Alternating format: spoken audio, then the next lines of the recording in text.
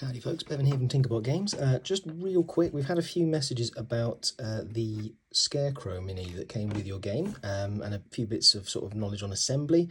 So we're just going to go very quickly through this. Unfortunately, I'm on holiday, so my camera setup's not the best, but I will do my best at the moment. Right, so the Scarecrow itself should come in like these 4 pieces.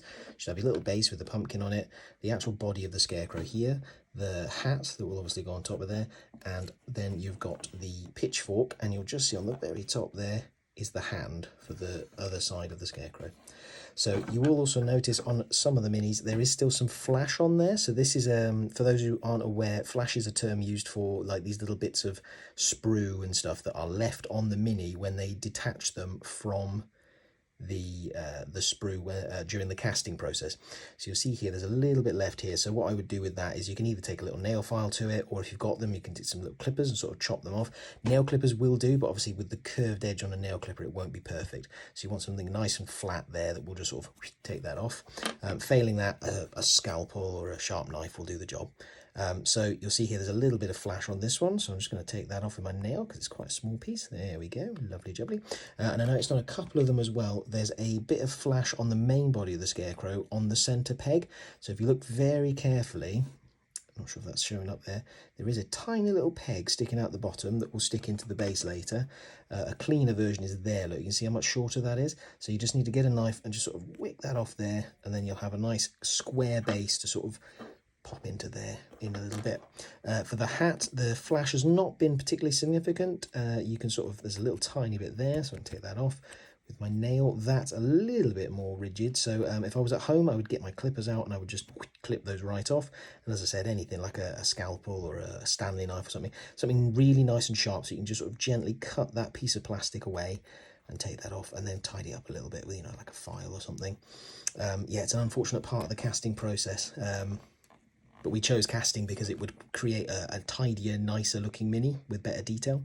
On here, we've got a little bit of flash on the top there. Can you see it? Let's just pop that off there. There we go. So that's nice and clean now, or as clean as I can get it without my own kit. And then assembly is pretty straightforward. So the Scarecrow should face this way on the base. So, oops. Yeah, so I'd recommend some glue or some polystyrene cement as you work, because the guy will stand up a lot better once he's actually glued into place. But you'll see here a little square peg on the bottom fits into the little square hole on the base. If I just rotate that. Sorry, I'm trying to do this from behind the camera and it's quite awkward. Yeah, with some glue that would stand up a lot better. So you just pop him into his base like that. So I'm just going to do my best holding him up. And then I'll record a proper, better video later on. And then you'll see here the hand kind of fits this shape here, or say kind of, definitely fits this shape here.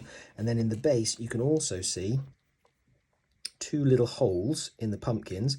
So 2 of the prongs from your, was that a pitchfork? Yeah, from the pitchfork will pop into those little holes as well as little guides.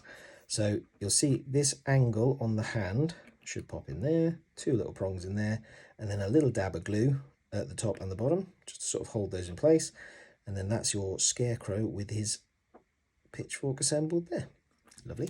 And then once you've done that, I would flip him around, and then you'll see in your hat there is also a nice little square peg, which attaches right on top of his head. Sorry. That pops on there. That was a little bit more of a snug fit on this one.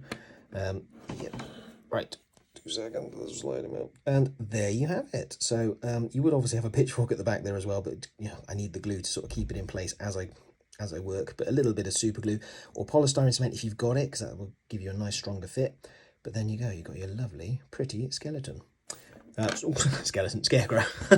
Right, cheers everyone, and I'll record a proper video a bit later once I'm back home with all the gear, and then you can, you know, get yourself some paints and get that a little dab on there. I would recommend giving a little clean first before you paint it with some washing up liquid and a bit of warm water, just to take any, there's like a coating they use inside of a lot of cast moulding that is designed to stop this sticking to the mould. I think it's called release spray or something. You can get it off with some warm soapy water, and that will just sort of, you know, just dunk it in there for a little bit. Gentle scrub maybe with a toothbrush just to sort of give it off there. But after that, give it a spray with some undercoat. You can obviously buy hobbyist undercoat, but I'll be honest, I tend to try and find the sort of car spray undercoat and use that instead because it's a little bit cheaper. But if you want a proper job, I would go with something like Games Workshop or Vallejo. They do some lovely undercoaty sprays that you can use, or some paint on undercoat. And then just give it a go, paint it how you like, and we'd love to see some pictures and photos of people who've painted their own. Yeah, lovely. Right, thanks everyone, and as I said, I'll record a proper one later. Cheers, bye.